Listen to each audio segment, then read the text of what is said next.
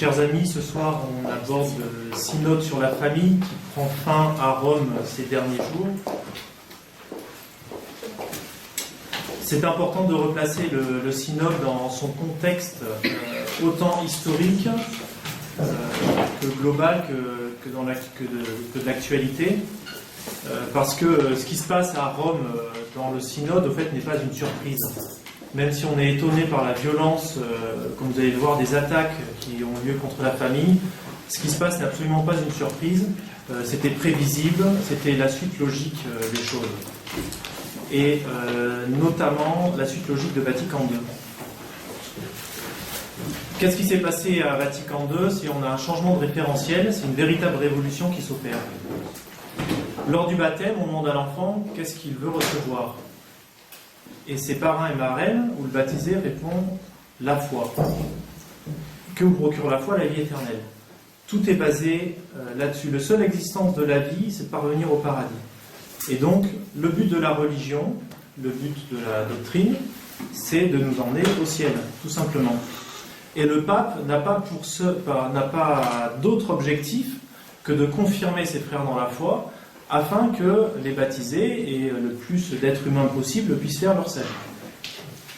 Or, que s'est-il passé au Concile Vatican II? On change de référentiel. C'est plus Dieu qui est le but, c'est l'homme. La religion n'est plus basée sur Dieu, elle est basée sur l'homme. Alors on pourra dire, mais c'est pas tout à fait vrai quand même, c'est exagéré. Il y a des très beaux passages en Concile Vatican II. Il y a 95% qui sont très bien, 5% qui sont pas bons, mais 95% sont très bien. Donc c'est exagéré de dire ça.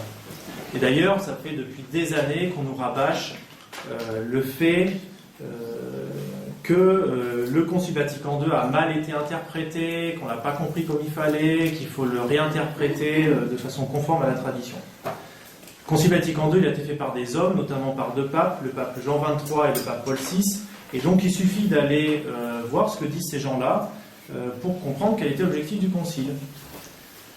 Et autant Jean XXIII que Paul VI ne s'en sont absolument pas cachés. Ils ont des paroles très claires là-dessus. Et notamment Paul VI, donc c'est une citation que beaucoup d'entre vous connaissent, je suppose. À la fin du Concile, dans son discours de clôture, on peut lire ceci: l'humanisme laïque et profane est enfin apparu dans sa terrible stature et a en un certain sens défié le Concile. La religion du Dieu qui s'est fait homme s'est rencontrée avec la religion de l'homme qui se fait Dieu. Qu'est-il arrivé? Un choc, un anathème, une lutte? Cela pouvait arriver, mais cela n'a pas eu lieu. Une sympathie sans borne pour les hommes a envahi le Concile tout entier. La découverte des besoins humains a absorbé l'attention de notre synode. Reconnaissez-lui au moins ce mérite, vous, humanistes modernes, qui renoncez à la transcendance des choses suprêmes, et sachez reconnaître notre nouvel humanisme. Nous aussi, plus que quiconque, nous avons le culte de l'homme.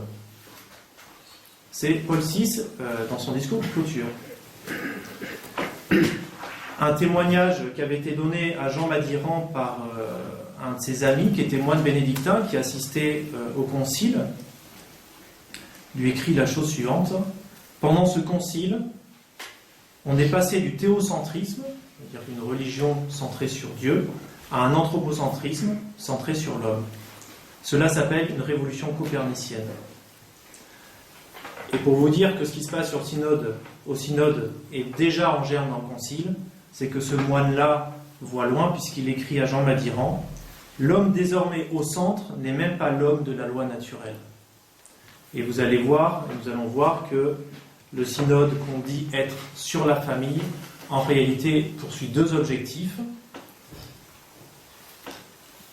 L'un secondaire en réalité, qui est la communion divorcée remariée.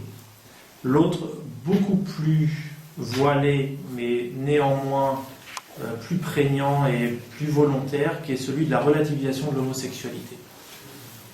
Donc là, on est vraiment dans la négation de l'ordre naturel.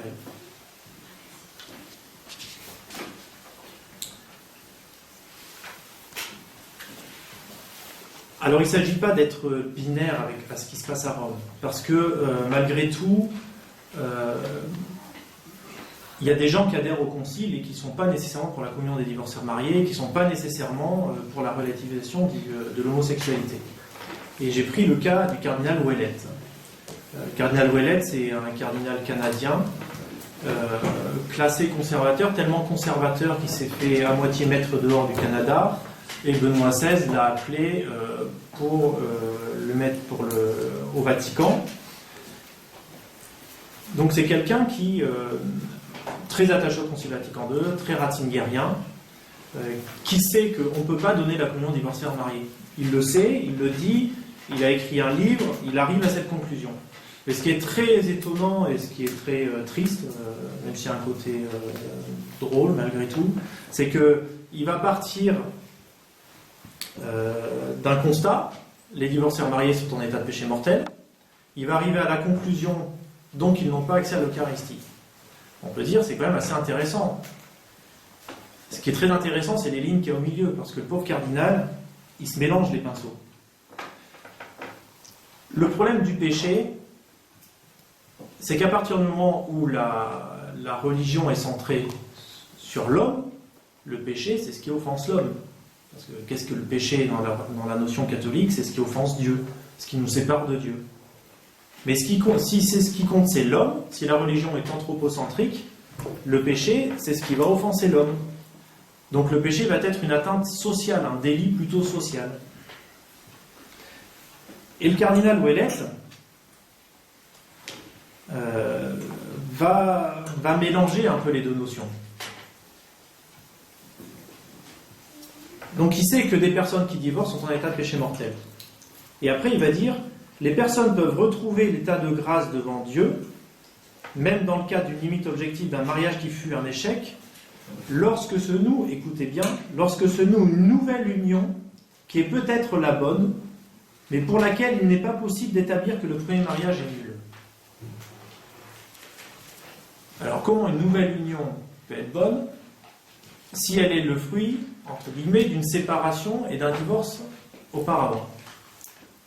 La nouvelle union ne peut pas devenir bonne. Et c'est pas parce qu'elle est stable. Or, que dit le cardinal? Elle dit que cette relation devient bonne à partir du moment où elle devient stable. Donc on est dans un aspect complètement social du péché. Et alors à la fin, il a une conclusion qui est un peu délirante, c'est-à-dire qu'il va dire que ces personnes-là restent privées des sacrements à cause de leur nouvelle union qui est publique et qui donc ils portent atteinte au mariage, mais que malgré tout, ils peuvent être en état de grâce. Alors, ça peut être vrai dans un seul cas, c'est, imaginons que vous ayez deux personnes qui sont mariées, qui divorcent, qui se remarient, ils ont des enfants ensemble, effectivement, ils peuvent rester ensemble et retrouver l'état de grâce, mais uniquement et seulement s'ils vivent comme frères et sœurs, c'est-à-dire s'il n'y a pas de vie conjugale ou de concubinage. Mais en tout cas, c'est pas le fait que cette nouvelle union soit stable qui la rend bonne. Ça n'a pas de sens. Et donc, et ne serait-ce qu'à cause du scandale, de toute façon, ces personnes restent privées de l'accès public à la communion. Donc c'est pour dire qu'au Vatican, vous avez des personnes qui vont poser les bonnes conclusions, qui vont rester opposées à la communion des divorcés mariés, mais dont les arguments sont complètement viciés par une notion déformée du péché et des sacrements. Alors ce synode a été préparé par le pape, on peut dire dès le début de son pontificat. D'abord, au début de son pontificat, dès le départ, il a mis en avant le cardinal Casper. Donc il l'a fait de façon très adroite. Il ne l'a pas fait en le nommant à un poste prestigieux. Il l'a fait en faisant les éloges de ce cardinal lors des angélus publics à Rome. Et notamment, il a paru au balcon avec un livre qu'avait écrit le cardinal Casper sur la miséricorde. Or, il faut savoir que le cardinal Casper, c'est même pas un catholique. Le cardinal Casper, c'est quelqu'un qui ne croit pas à la transsubstantiation. il était tellement peu catholique que Benoît XVI avait tenté de le mettre de côté plus ou moins. Et donc c'est ce cardinal que choisit le pape pour s'en faire un porte-parole officieux.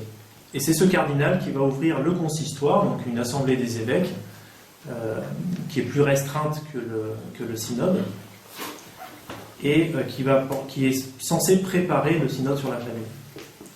Et alors lui, Casper, il ne va pas par quatre chemins. Lui, c'est clair et net, il demande au pape de changer la doctrine de l'Église. Purement et simplement. Alors il va le faire en s'appuyant sur deux choses. D'abord sur un mensonge historique, en disant que l'Église des débuts, il y avait un droit coutumier qui permettait à des chrétiens qui avaient divorcé de vivre une seconde union. Donc Roberto De Mattei a très bien répondu, c'est un mensonge, c'est du grand n'importe quoi, ça repose sur rien. Par contre, il y a une affirmation beaucoup plus importante qui est de s'appuyer sur le Concile Vatican II. Le cardinal Casper va dire au Concile, quand on a fait les textes sur la liberté religieuse, ça s'opposait de façon évidente à ce que disait l'Église auparavant. Or, en usant de pastoral et d'un discours pastoral, on a fait évoluer la doctrine de l'Église, mais sans jamais, dit-il, toucher au dogme. Il dit on peut très bien faire la même chose sur la famille. Pourquoi pas? Et il va prendre l'exemple de ce qui se fait, de ce qui se dit, par exemple, pour les fausses religions. La position traditionnelle de l'Église, c'est hors de l'Église, point de salut, pour résumer. Donc, on ne se sauve que dans l'Église catholique. On peut se sauver sans être catholique, en étant de façon apparente séparé de l'Église, par exemple, quelqu'un qui est dans ce qu'on appelle l'ignorance invincible, mais c'est toujours par l'Église. Le Concile va dire l'Église, c'est la voie la meilleure, c'est celle à laquelle il faut tendre, mais c'est pas une voie exclusive. Et donc dans les religions, dans les fausses religions, ils vont pas dire les fausses religions, dans les autres religions, on trouve des éléments de salut. Ce qui fait que même avec les fausses religions, on peut se sauver. Alors que c'est malgré une fausse religion, on peut se sauver, et pas avec une fausse religion, on peut se sauver. Et donc le cardinal Casper va dire la même chose. Et s'il y a des éléments de salut dans les autres religions, eh bien on va chercher des éléments de mariage dans ce qui n'est pas le mariage. Et il va prendre Alors, appréciez bien la sémantique de ces gens-là. Le cardinal Casper va dire, quand vous avez des partenaires qui vivent ensemble, qui éduquent des enfants, tout ça, il utilise toujours le mot partenaire. Et pourquoi? Parce qu'en arrière-plan, déjà, ils ont dans la visée l'homosexualité. Il ne va jamais parler de concubins. C'est toujours de partenaires. Donc il va dire qu'il y a des partenaires qui sont ensemble, s'ils sont fidèles, ben dans la fidélité de deux partenaires, on trouve un élément de mariage. Donc pourquoi pas dire qu'il y a des éléments bons dans cette union. Et donc il demande une mise à jour de la doctrine de l'Église, à l'instar de ce qu'avait été le Concile Vatican II.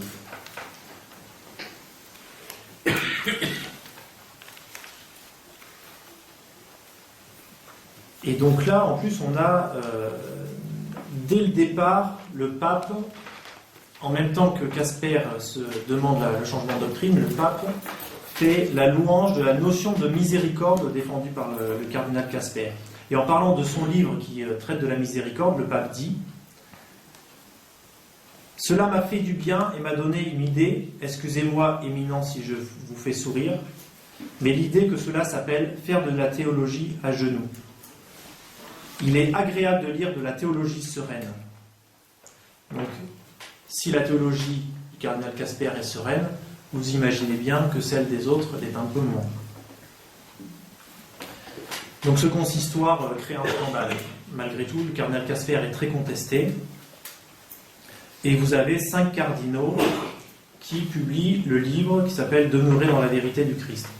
Alors c'est un geste important parce que 5 cardinaux qui écrivent un livre pour contrer point à point ce que développe le porte-parole officieux du pape, c'est pas rien.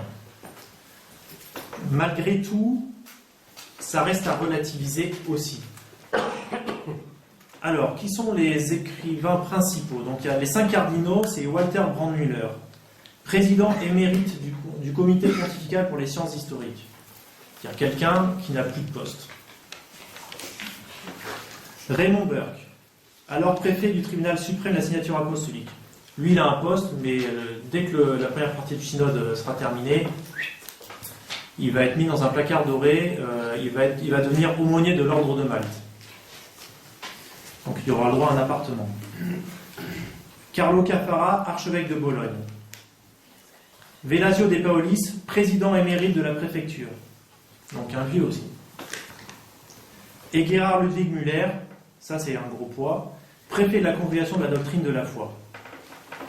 Donc sur 5 cardinaux sur 140, hein, quand même, faut remettre à peu près. Il faut remettre les choses dans leur ensemble. C'est 5 cardinaux qui écrivent un livre pour défendre la doctrine de l'Église.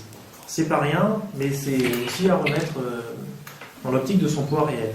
Sachant que le cas de Monseigneur Müller vaut le coup d'être abordé un peu plus en profondeur. Parce que Monseigneur Müller, en écrivant ce livre, se refait une virginité doctrinale. Mais Monseigneur Müller est un hérétique. Donc quand les journaux conservateurs, ou dits conservateurs, félicitent le cardinal Müller, et ils ont raison de le féliciter d'avoir pris la défense de la doctrine catholique du mariage, en font un nouveau Saint-Pie X, il ne faut quand même pas exagérer. Parce que le cardinal Müller, c'est quelqu'un qui a nié la virginité de la Sainte Vierge Marie. C'est quelqu'un qui a nié le dogme de la transsubstantiation. Ce sont les 2 dogmes les plus importants qu'il a niés. Et malgré tout, il avait été nommé à l'époque par Benoît XVI. C'est pas François qui l'a nommé Müller, c'est Benoît XVI. Donc il faut bien garder dans l'optique que ces gens qui peuvent avoir une position conservatrice, qui peuvent nous réjouir parfois, ne sont pas des anges.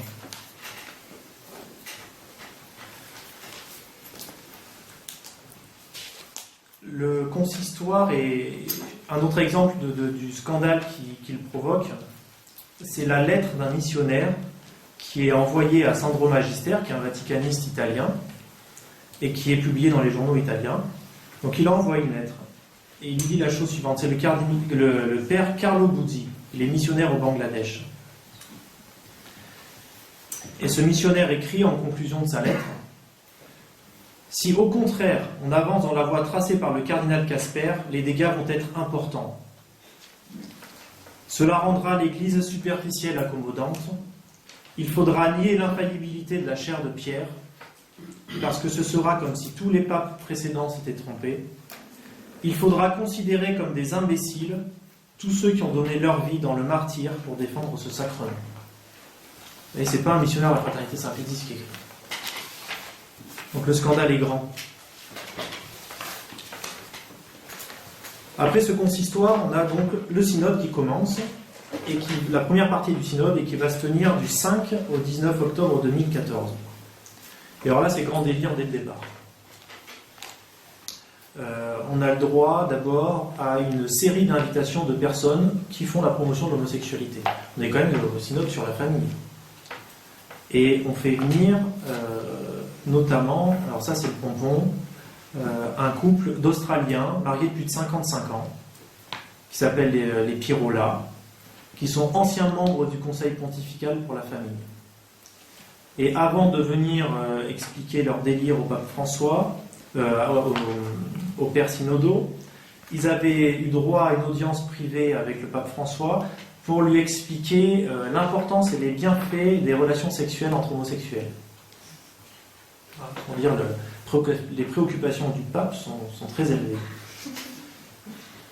Ensuite, ils sont venus exposer leur délire devant les pères synodaux et demandant que l'Église change son langage sur le sujet. Et donc, qu'est-ce qui s'est passé? Eh bien, ils ont été applaudis. Voilà. Pourtant, qu'est-ce qu'ils demandaient? Que doivent faire les parents si le jour de Noël, leur fils arrive chez eux avec son concubin homosexuel en présence des petits-enfants? Leur réponse a été qu'il fallait accueillir le fils homosexuel et son compagnon. Il n'y a pas un seul père qui s'est levé pour lui dire qu'il fallait foutre dehors le fils. Et puis demandant à mettre dehors aussi ce couple d'Australiens. Et tout ça, c'est devant le pape François.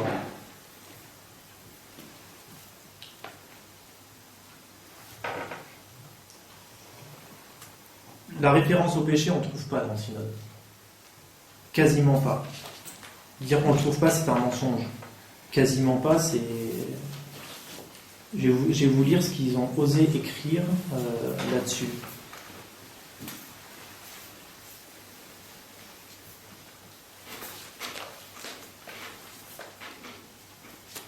Les pères synodaux ont à nouveau évoqué la nécessité d'un nouveau langage pour l'annonce évangélique, notamment face aux nouvelles technologies.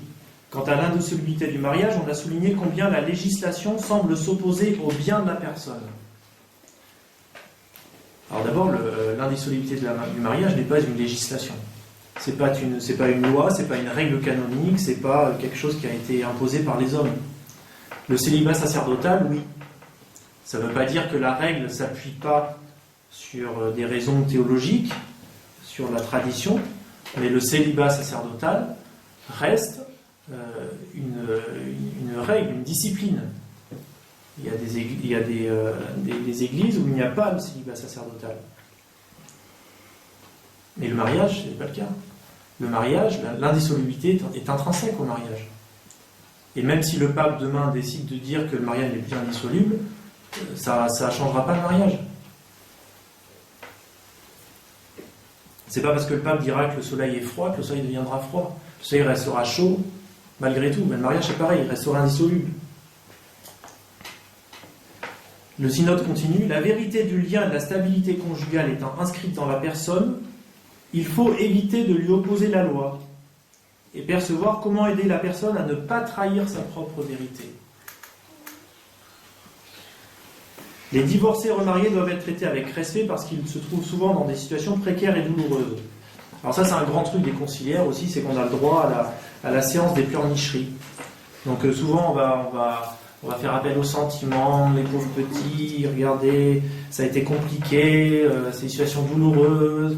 Et d'ailleurs, en général, ils vont souvent faire pleurer les gens sur le sort du conjoint qui s'est remarié, entre guillemets. Et celui qui reste dans son coin fidèle à son mariage, lui, il n'a pas le droit aux pleurnicheries des pères synodaux. Ils ont besoin d'une pastorale de miséricorde et non de répression. Est-ce à dire que la doctrine de l'Église est une pastorale de répression? Parce que c'est ce qu'on entend très clairement. C'est ce qui est sous-entendu. Le débat libre est revenu sur la question des divorcés remariés, et en particulier sur la nécessité d'élaborer un parcours pénitentiel, comprenant une réflexion sur les anciens conjoints abandonnés, souvent socialement isolés et souffrant en silence. Alors ça, c'est important parce que le chemin pénitentiel, c'est sans doute ce qui va être mis par le pape. C'est-à-dire, on va dire d'un côté, oui, bien sûr, le mariage reste indissoluble, pas de problème. Mais bon, par mesure de miséricorde, pour être sûr que celui qui s'est remarié, on regrette bien, on va lui faire un parcours pénitentiel, un chemin pénitentiel, pour être sûr qu'il a bien pleuré, et puis si l'évêque local considère qu'il a suffisamment pleuré, il lui redonnera accès à la communion. L'évêque ou le prêtre ne va pas lui demander de se remettre avec son ancien conjoint. Non, pas du tout.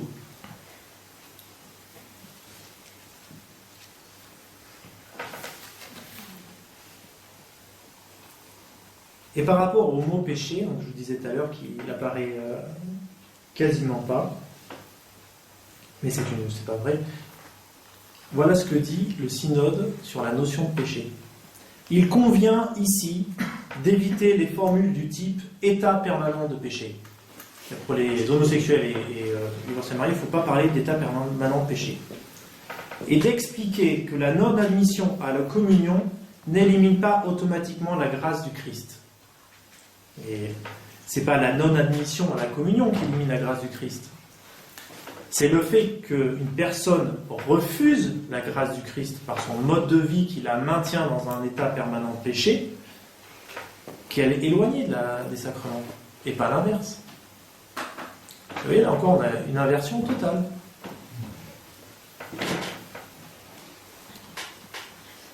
Donc on a un premier texte public qui émane du synode, qui est censé être un rapport de ce qui a été discuté. C'est la relatio post disceptationem. Et alors ça, c'est pas mal aussi. Donc ce qu'il faut savoir, c'est que ces paragraphes ont été rédigés par le secrétaire général du synode, Monseigneur Bruno Forté, et sur certains paragraphes que je vais vous lire, les plus controversés, sur les notes personnelles du pape. Et cet élément a été rapporté par Cardinal Burke et un vaticaniste qui a assisté au débat du synode. Et alors notamment, il y a un paragraphe sur les homosexuels qui dit la chose suivante. Les personnes homosexuelles ont des dons et des qualités à offrir à la communauté chrétienne. Alors vous, non, mais eux, oui. D'ailleurs, c'est toujours comme ça, quoi. Les homosexuels ont des dons et des qualités, et les autres. Sommes-nous en mesure d'accueillir ces personnes en leur garantissant un espace de fraternité dans nos communautés ? Souvent, elles souhaitent rencontrer une église qui soit une maison accueillante. Nos communautés peuvent-elles l'être en acceptant et en évaluant leur orientation sexuelle sans compromettre la doctrine sur la famille et le mariage ? Mais ça veut dire quoi ? Évaluer l'orientation c'est n'importe quoi. Donc vous voyez, il n'y a pas, encore une fois, il n'y a pas une négation nette et claire de la doctrine, c'est toujours des insinuations, c'est toujours de biais. La question homosexuelle nous appelle à une réflexion sérieuse sur comment élaborer des chemins réalistes de croissance affective et de maturité humaine et évangélique en intégrant la dimension sexuelle. Elle se présente donc comme un défi éducatif important. Voilà.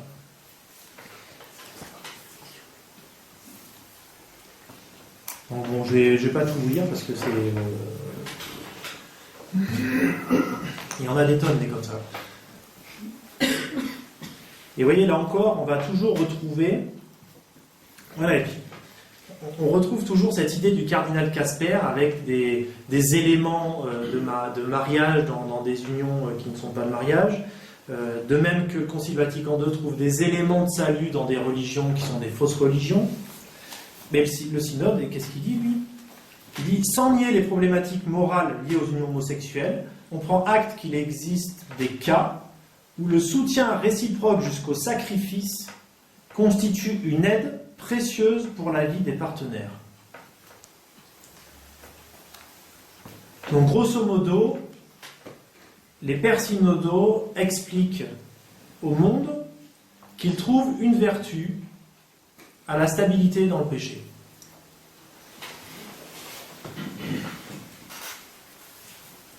De plus, l'Église prête une attention spéciale aux enfants qui vivent avec des couples du même sexe, en insistant sur les exigences et les droits des petits, qui doivent toujours être au premier rang. Ça veut dire quoi, ça ? C'est quoi les droits des enfants homosexuels par rapport à l'Église ? S'il y avait un droit que l'Église devrait rappeler, et le pape devrait rappeler, c'est celui d'être éduqué par un père et une mère, déjà, pour commencer. Donc les droits des enfants, s'il y en a, ils ne sont pas par rapport à l'Église, ils sont déjà par rapport à la nature et par rapport à l'environnement dans lequel ils vivent. Mais ça, jamais on le rappelle.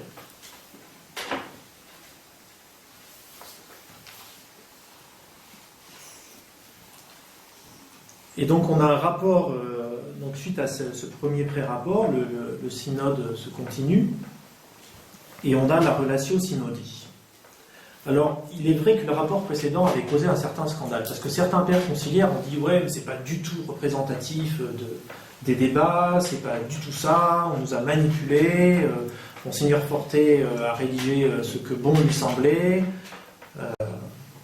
et la relatio synodi intervient à la fin du synode.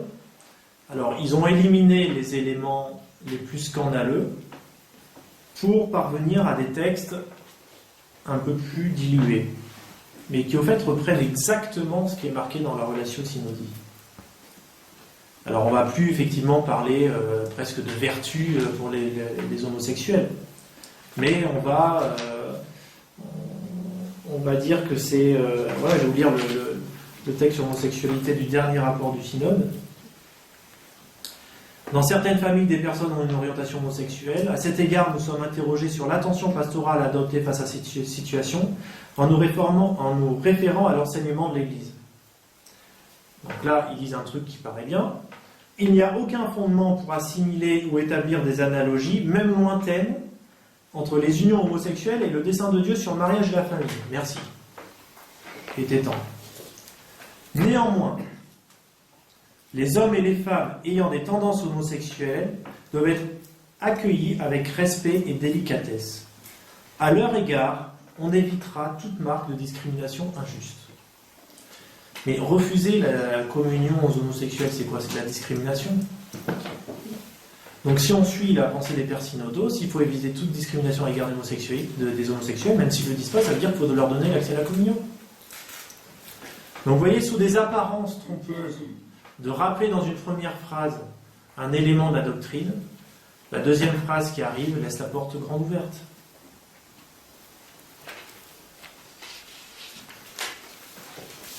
Alors, idem avec les divorcés remariés.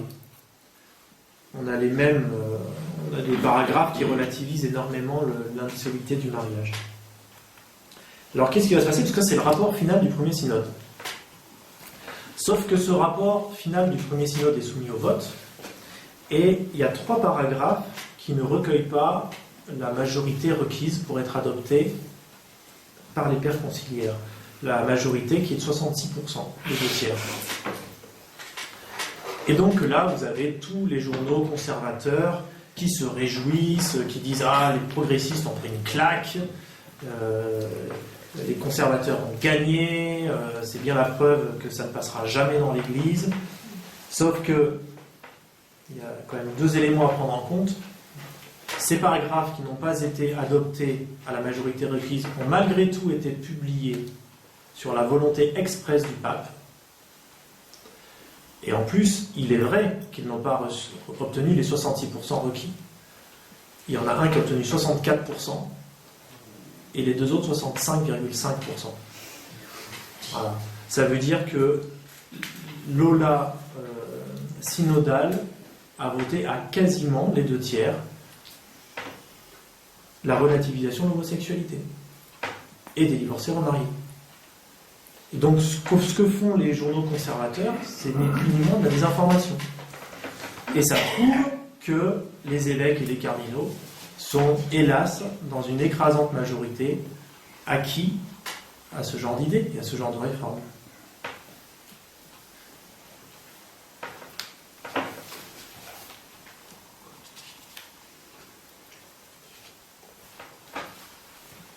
Je voudrais juste simplement, donc on a la première partie du synode qui se termine. C'est très grave ce qui se passe, surtout au sujet de l'homosexualité. Parce qu'à la limite, si on peut dire ça, les divorcés remariés, la communion des divorcés remariés, c'est déjà quelque chose de courant dans l'Église conciliaire. La distribution, la communion des divorcés remariés, ça se fait partout, dans toutes les églises, quasiment. Donc ça n'aurait été que la validation d'une pratique déjà largement répandue partout. L'homosexualité, c'est un peu différent. Mais ce qui est très grave, surtout dans cette relativisation de l'homosexualité, c'est qu'on attaque la nature même.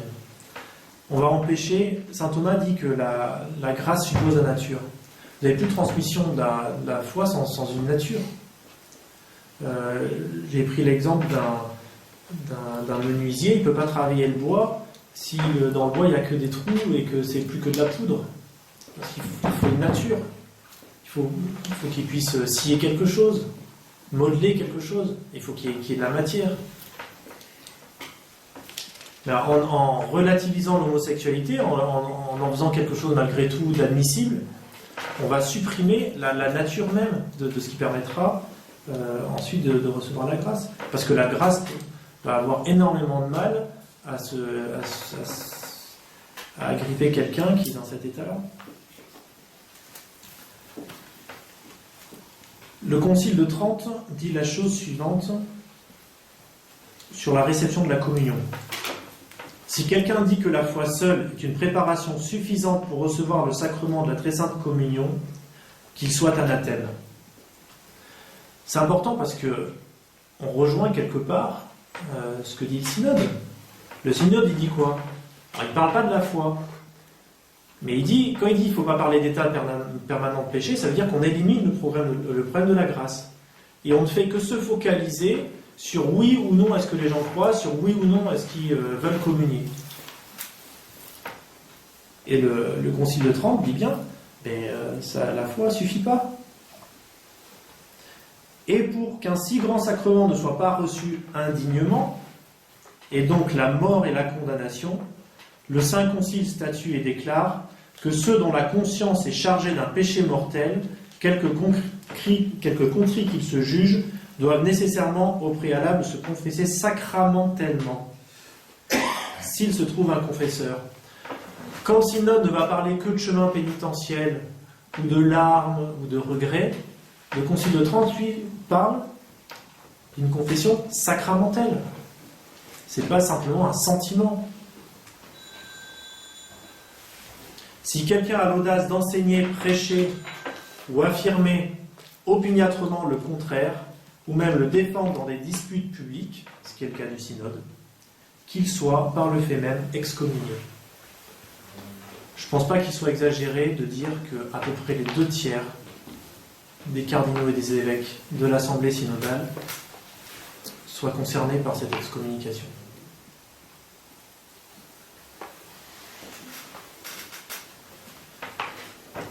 Autre chose aussi sur laquelle il faut faire attention, c'est sur les mots. Vous voyez, divorcé ou marié. Le synode utilise souvent ce terme, divorcé ou marié, mais jamais ils le définissent. Quelqu'un qui est divorcé, déjà, ne peut pas être remarié au sens ecclésial. S'il est divorcé et il ne se remarie pas. Il vit en concubinage après, mais il n'est pas remarié. Or, les pères synodaux ne vont jamais, strictement jamais faire la distinction.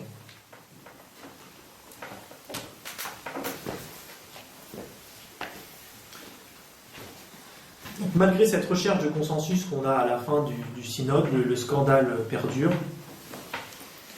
Et il faut quand même souligner la résistance de plusieurs prélats, et dont l'un d'eux est le cardinal Burke. Le cardinal Burke, il va taper très fort. Il va dire, il va désigner le pape. Il va s'en prendre au pape d'une façon très personnelle, en disant « je ne voudrais pas m'en faire un ennemi », par exemple. Il va dire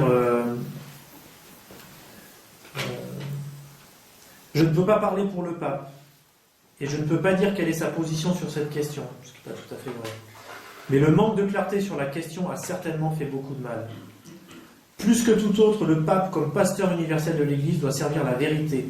Le pape n'est pas libre de changer la doctrine de l'Église sur l'immoralité des actes homosexuels, l'indissolubilité du mariage ou toute autre doctrine de foi. Et puis le cardinal va rappeler à plusieurs reprises de façon très claire la doctrine. Je ne peux pas accepter que l'on donne la communion à des couples non mariés devant l'Église, parce que leur union irrégulière, c'est de l'adultère.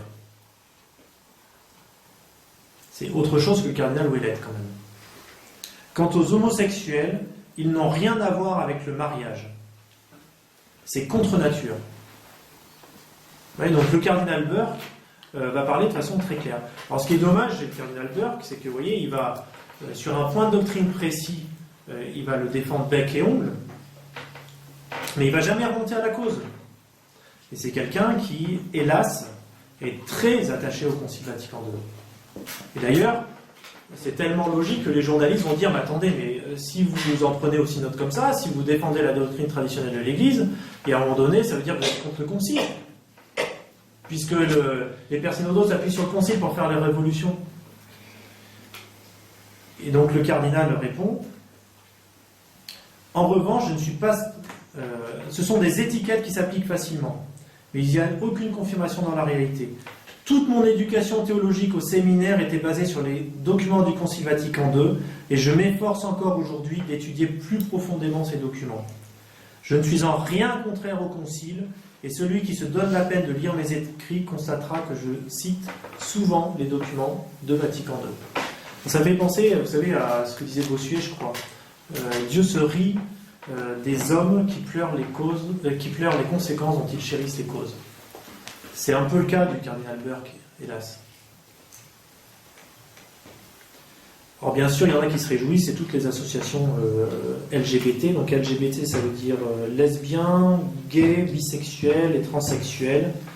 Donc ça, c'est appelé à s'étendre, parce qu'il y a toujours il y a des nouvelles races ou des nouvelles qui se créent au fur et à mesure.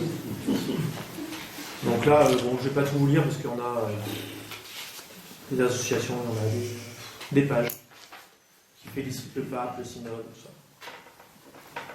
On va aller à Rome. Le 25 mai 2015, s'organise dans un séminaire, pas dans un séminaire, dans une université, une réunion qui était censée être secrète.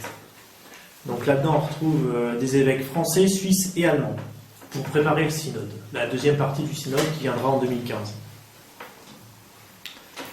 Et donc ça se déroule à l'université jésuite de la Grégorienne. Il y a une 50aine de participants.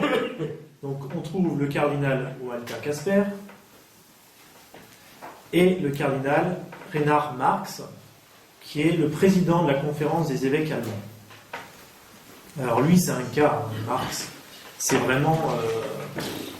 c'est comme Casper, c'est-à-dire c'est des gars, ils ont vraiment plus rien de catholique. Si vous allez sur le site de la conférence des évêques allemands, vous trouvez des articles qui font la promotion de la contraception. Et alors lui, il a carrément... lui, il a demandé, il faut changer le dogme. Lui, encore Casper, vous voyez, il essaye de manipuler. Il va dire non, au nom de la pastorale, on va adapter la doctrine, mais sans changer le dogme. Casper, lui, non, Marx, il dit non, le dogme, c'est terminé. Ce dogme-là, il faut changer, on va en faire un nouveau. Alors, il n'y a qu'un invité extérieur à ces évêques, à ces théologiens, c'est un journaliste de La Repubblica. Alors, à La Repubblica, il faut savoir ce que c'est. La Repubblica, c'est un grand journal italien de gauche, anticlérical, et qui n'est pas là par hasard, parce que La Repubblica, c'est ce journal dont le fondateur avait interrogé le pape François. Et vous savez, c'est dans ces fameuses interviews qu'il avait dit que c'est la conscience qui était le décideur suprême du bien et du mal. Et ça avait été les premiers couacs, entre guillemets, du pontificat. Donc le journaliste n'est pas choisi au hasard. Alors je vais juste vous lire un extrait de ce que rapporte le journaliste.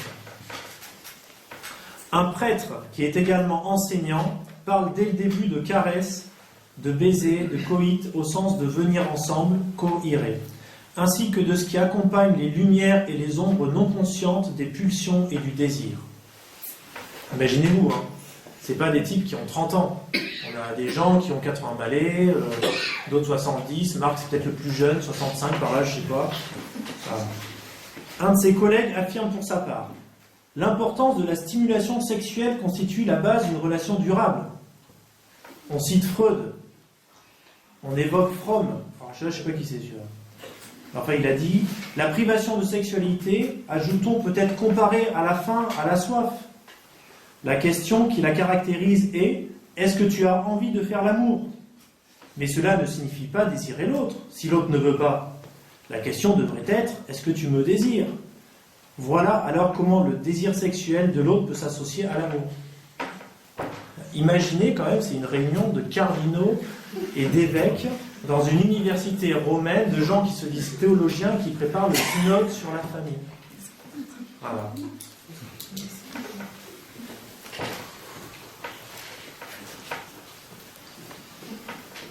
Ouais, c'est important de mettre toutes les choses dans leur contexte.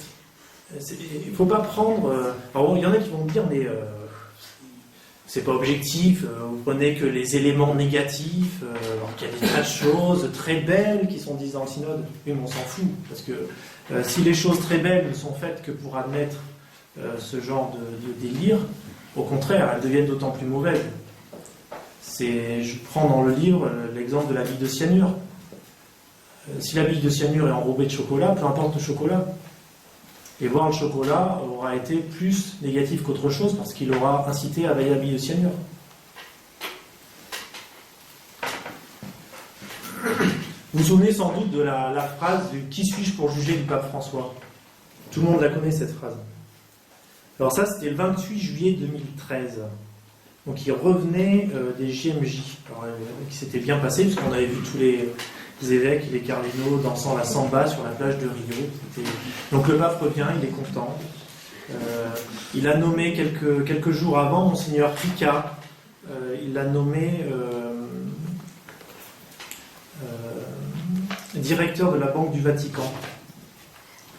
Et alors, Monseigneur Ricca, il faut savoir qui c'est.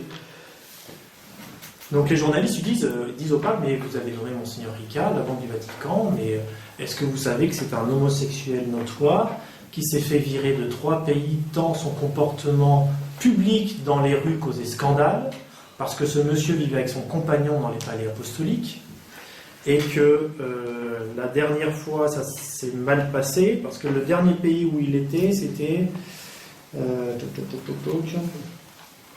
c'est un pays d'Amérique latine, j'ai plus le nom en tête. Bref, mais là c'est carrément l'État qui l'a viré. C'est pas le nonce sur place qui avait demandé à l'écarter, c'est l'État qui a demandé à Rome de le rapatrier, parce que vraiment ça posait. C'était Montevideo. Là, il s'est fait virer de Montevideo. Et quand il arrive à Rome, il se fait fouiller par les douaniers qui ouvrent la valise et on trouve des centaines de préservatifs. Voilà. Et lui, il arrive à Rome avec son concubin. Et il est ouvertement homosexuel. Et le pape François le nomme à la Banque du Vatican. C'est la photo où on voit le pape François qui le tapote sur la joue quand il arrive. Voilà. Et donc, quand les journalistes lui posent la question, mais comment ça se fait? Et c'est là que le pape répond, mais qui suis-je pour juger? Voilà.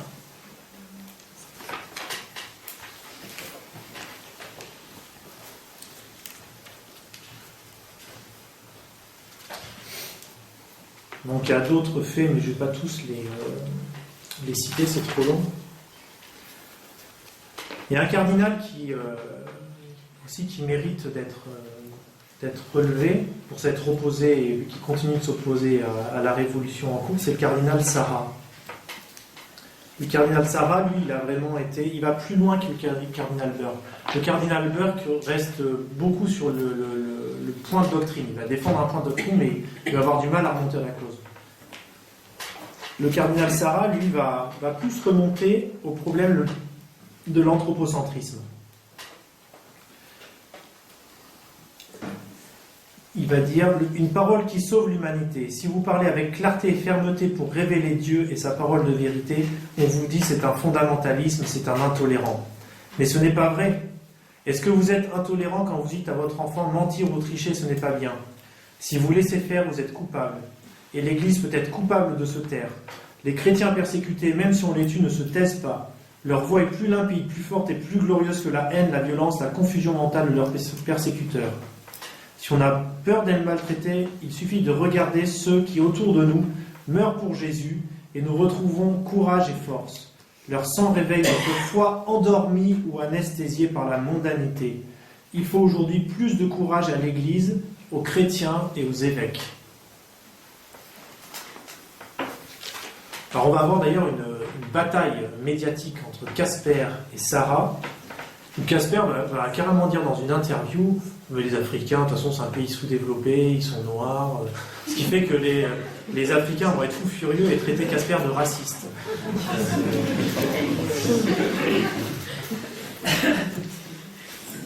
Et le cardinal, pour vous dire jusqu'où le scandale va, le cardinal Sarah dira « Je suis certain », parce qu'il va réunir avec lui, autour de lui, beaucoup d'évêques africains. Il va dire « Je suis certain que l'Afrique sauvera la famille. L'Afrique a sauvé la Sainte Famille, elle sauvera aussi en ces temps modernes la famille humaine. » C'est quand même très grave comme accusation contre le pape.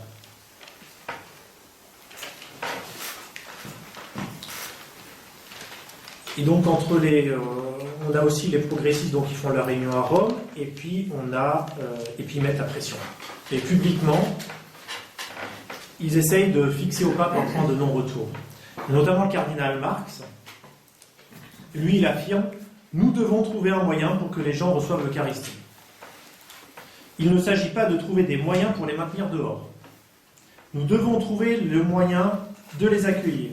Nous devons aussi utiliser notre imagination et nous demander si nous pouvons faire quelque chose.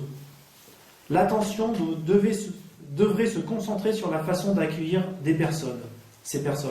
Nous ne sommes pas une filiale de Rome, et nous ne pouvons pas attendre jusqu'à ce qu'un synode nous dise comment nous devons nous comporter ici sur le mariage et la pastorale de la famille.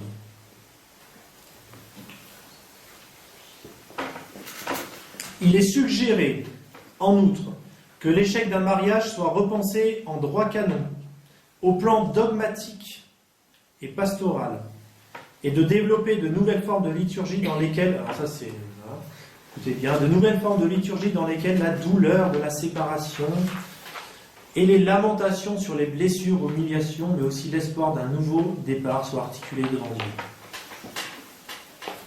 C'est quoi? Voilà, c'est une cérémonie de pleurnicherie. C'est ça, c'est le chemin pénitentiel, si vous voulez.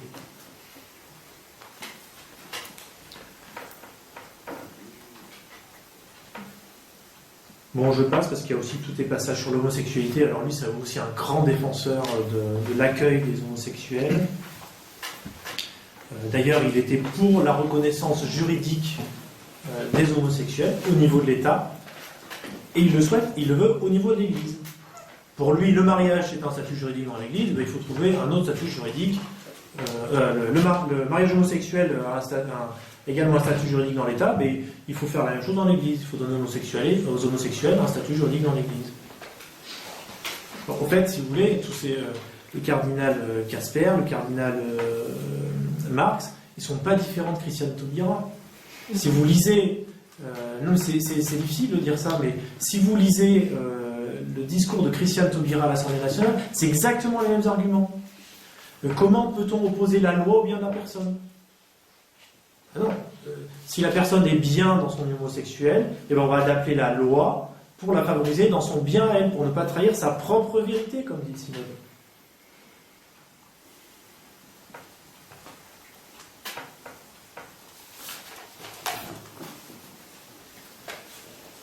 Alors il y a plusieurs évêques qui ont fait des déclarations pour l'homosexualité. Vous avez entendu parler du référendum en Irlande, où l'Irlande était un pays dit catholique, avec une constitution dont le préambule est catholique. Mais en Irlande, vous avez 3 évêques qui ont appelé à voter pour le mariage homosexuel. En chair, ou dans des articles, ou à la radio. Naturellement, aucune sanction venue de Rome. Ces gens-là, ils ont le droit de parler de façon impunément. Il y en a un qui est un peu plus pathétique, c'est Monseigneur Charles Morero. Alors, Monseigneur Charles Morero, c'est un caméléon. C'est un Suisse, je suis désolé, monsieur. Il est pas là. C'est un dominicain suisse. Alors il avait été nommé, alors il est soi-disant conservateur, et il avait été nommé par Benoît XVI pour être un des 4 théologiens qui discutaient face à la fraternité Saint-Pédis, lors des discussions en 2012, je pense comme ça. Et donc ce pseudo-conservateur, quand on lui demande est-ce que l'amour homosexuel est un péché, il répond: si on regarde les textes de la Bible, c'est effectivement ce qui ressort. Maintenant, comment interpréter ces écrits? Ce n'est pas une question à laquelle on peut répondre en quelques instants. C'est un des nombreux objets qui sera discuté au synode des évêques cet automne. Donc, Monseigneur, est-ce que l'homosexualité est un péché? Il faut en parler. Et c'est un conservateur. Et un très conservateur. Là, on est dans la crème des conservateurs. C'est le même Monseigneur Morero qui a bloqué une votation, enfin une pétition qui voulait demander une votation. Alors, en Suisse, quand vous faites une pétition qui atteint un certain nombre de voix, vous pouvez obtenir le déclenchement d'une votation. Et donc, il y avait un mouvement qui avait lancé une pétition pour obtenir le déremboursement par la sécurité sociale suisse de l'avortement. Certes, ce mouvement ne remettait pas en cause la moralité de l'avortement ou quoi que ce soit, mais déjà, il voulait dérembourser l'avortement. Mais qui l'a trouvé en face de lui? Monseigneur Morero, en disant non, il ne faut pas signer cette pétition parce que les arguments sur lesquels elle s'appuie ne sont pas suffisamment clairs.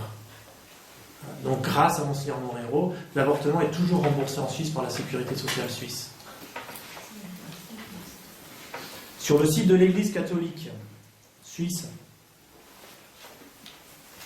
vous avez, c'était le 17 juillet, ils ont fait un entretien avec, comment elle s'appelle, une femme qui se dit théologienne, Christina Caprez, auteure du livre La diversité des familles dans l'Église catholique. Donc elle dit, une administratrice de paroisse nous a raconté comment le conseil avait choisi un couple de lesbiennes pour occuper le presbytère vacant.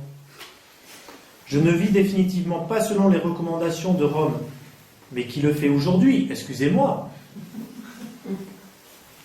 Ça, c'est publié sur le site des évêques suisses. Un truc pas mal, les évêques suisses aussi, ils ont financé, il y a une association qui s'appelle le Forum européen des groupes LGBT chrétiens. Alors eux, ils ont réalisé un documentaire qui avait pour objectif de contrer le cardinal Sarah. Donc pour contrer le cardinal Sarah, il fallait absolument prouver qu'il y avait beaucoup d'homosexuels catholiques en Afrique. Donc ils ont tourné un documentaire qui devait être projeté pendant le synode pour faire cette démonstration.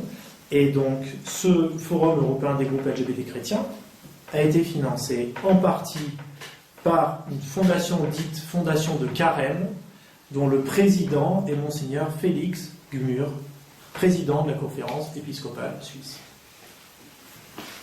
Voilà, et Gmür, la fondation de Gmür est aussi financée par les principales fondations homosexuelles américaines. Enfin, il y a tout un panorama là-dessus, mais c'est impressionnant de voir la collusion entre les évêques suisses, allemands et tout le monde homosexualiste américain.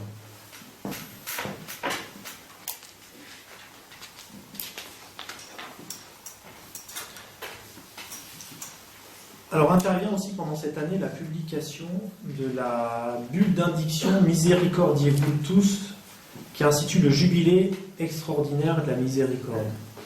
Donc vous voyez bien que tout ça, quand on parle de miséricorde dans ce synode, c'est une notion complètement viciée de la miséricorde, qui en réalité est une incitation à rester dans le péché et non pas à en sortir.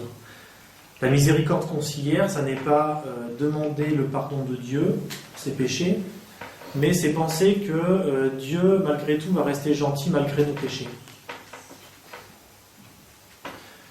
Et donc, ce jubilé de la miséricorde intervient en même temps avec l'anniversaire du Concile Vatican II. Vous voyez, tout ça, même dans les événements historiques, c'est lié. Donc je ne vais pas reprendre les sermons qui ont été faits là-dessus, mais c'est bien évident que d'aucune façon que ce soit, on puisse participer à un tel simulacre et à une telle dénaturation et de la notion de la miséricorde, et de la notion de famille, et de la notion de péché, et de la notion de sacrement, ni de quoi que ce soit. Et il est bien évident également qu'il n'y a pas de grâce qui tienne attachée à un simulacre et à quelque chose qui détruit la grâce. Il n'y a pas de grâce attachée à ce qui détruit la grâce. Donc il faut arrêter avec ces délires de distinction entre le jubilé et la grâce qui serait attachée sous prétexte que c'est le pape qui a le droit de le faire.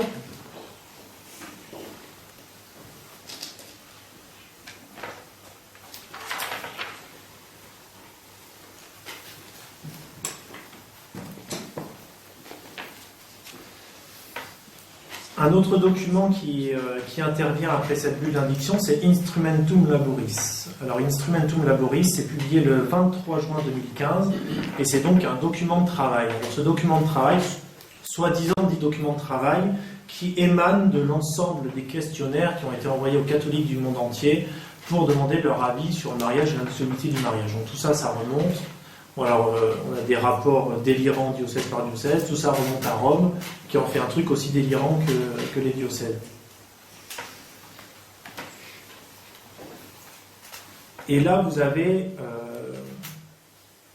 je vais prendre un exemple, parce qu'il y a beaucoup de choses à redire sur ce texte. Mais vous voyez, par exemple, sur l'indissolubilité. Quand ils vont parler de l'indissolubilité, ils vont dire la chose suivante. Le témoignage de couples qui vivent dans le mariage chrétien en plénitude met en lumière la valeur de cette union indissoluble et suscite le désir d'entreprendre des chemins toujours nouveaux de fidélité conjugale. Bon. L'indissolubilité représente la réponse de l'homme au désir profond d'amour réciproque et durable. Mais, encore une fois, on a une inversion des choses.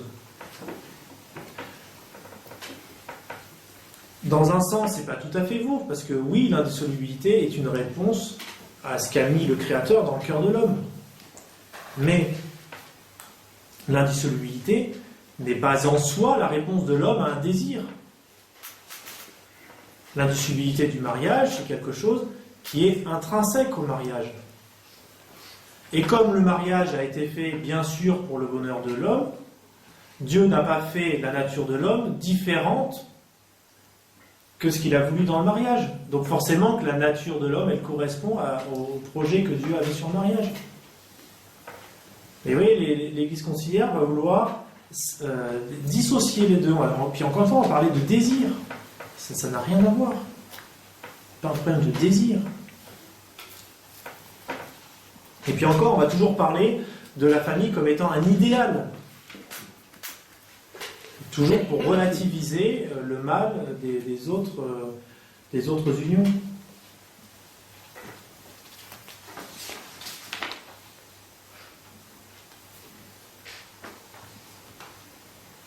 Alors, il y a aussi un passage dans Instrumentum Laboris qui est particulièrement grave. Ils vont parler de différents projets de Dieu sur la famille. Parce qu'effectivement, ce qui s'est passé, c'est que dans l'Ancien Testament, c'est bien que les Juifs avaient le droit à la polygamie. Enfin, avaient le droit. Il y avait une tolérance à la polygamie. Donc les pères synodaux vont dire, attendez, au début, Dieu avait un projet, avec Adam et Ève, union indissoluble, un homme et une femme. Et puis, bon, parce que les hommes avaient un cœur dur, Dieu a eu un deuxième projet, qui a permis la polygamie. Et puis avec l'avènement du christianisme et le sacrifice de la croix, bon, ça s'est un peu retiré, Dieu a eu un troisième projet, et celui-là c'était l'union d'un homme et d'une femme indissoluble. Mais bon, vu l'état, vu la dureté du cœur des hommes, peut-être qu'on pourrait faire un quatrième projet après. Mais c'est très vicieux parce que c'est pas un problème de projet numéro 1, projet numéro 2, projet numéro 3, projet numéro 4. Il n'y a qu'un projet de Dieu sur la famille. C'est un homme, une femme. Et ce qui s'est passé dans l'Ancien Testament était une tolérance, c'est-à-dire une dérogation temporaire. C'est pas un projet différent. Et puis c'est pas l'homme qui amende ça comme il veut. Et en plus, c'est à remettre toujours, et puis, ce qui est encore plus vicieux, ce qu'ils ont en arrière-pensée, c'est de dire, attendez, en plus, la loi qui permettait la polygamie, c'était sous l'Ancien Testament. Or, le Nouveau Testament qui a vu l'émergence de ce nouveau projet de Dieu sur le mariage, correspond à la Nouvelle Alliance. Mais, l'Ancienne Alliance n'est pas révoquée. Donc, le projet numéro 2, il n'est pas non plus révoqué totalement. Donc pourquoi est-ce qu'on ne pourrait pas y revenir ?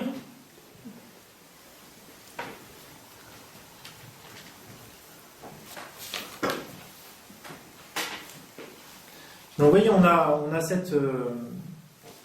Et donc dans cet Instrumentum Laboris, on a toujours pareil, un rappel de la doctrine, avec des points très bien rappelés. Et puis, on va toujours avoir ces incises, ces gouttes de poison qui sont disséminées à droite, à gauche.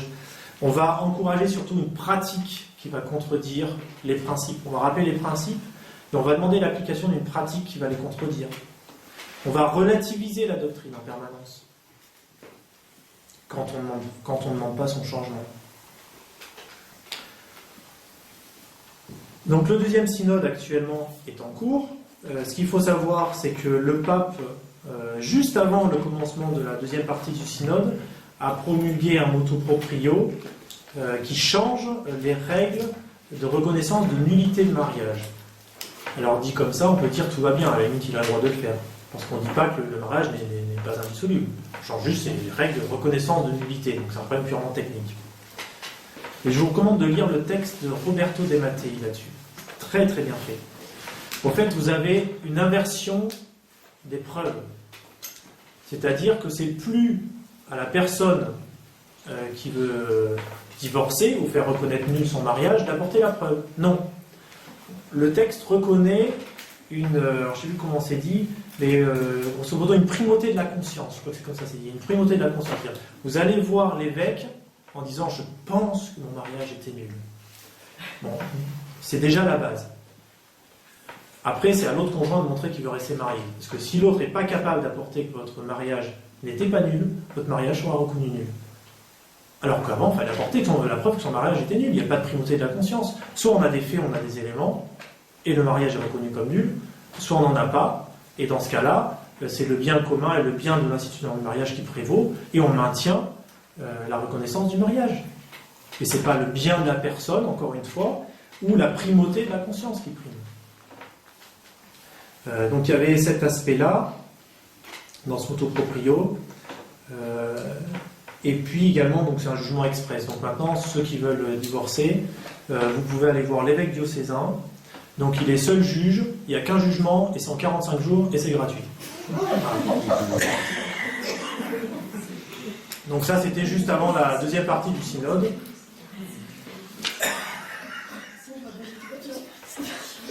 Avant que le synode ne se termine, le pape François a quand même tenu à mettre sa marque personnelle. Il a rendu publiquement hommage aujourd'hui, je crois, ou hier, au cardinal Martini qui est décédé en 2012. Alors le cardinal Martini, c'est exactement la même pensée que le pape François. C'est un pape jésuite et qui était pour l'admission à la communion pour les divorcés mariés et pour la reconnaissance, non seulement au niveau de l'état d'un mariage homosexuel, mais également au niveau de l'Église. Et lui, il s'en cachait pas. Et lui, il est resté archevêque de Milan, et il a été enterré avec les honneurs de Benoît XVI et compagnie. Et donc aujourd'hui, le pape François s'est cru dans l'obligation de lui rendre de nouveau un hommage public. Voilà, donc on ne sait pas trop ce qui va sortir du synode. Bon, à un moment donné, il n'y aura pas de surprise. Tout va dans ce sens-là.